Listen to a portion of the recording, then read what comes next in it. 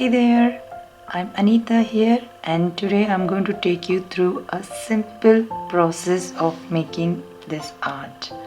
I'm going to use only 5 colors. Here I have yellow, red, brown, white and black, and I'm going to use a brush 0, 12 and 6. That's all. So now what this art is all about, it is about a festival which is celebrated in South India, Tamil Nadu, and it is Pongal, the harvest festival. So I'm dedicating this art for all the farmers who bring us joy. So let's begin.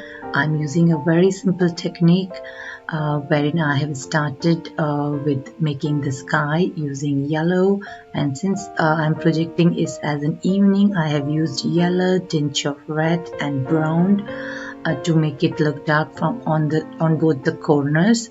Later I have used black to highlight the object in the art, which is the main part for my art. I wanted to highlight them. So you all enjoy watching the making of this art, and please don't forget to drop in your comment.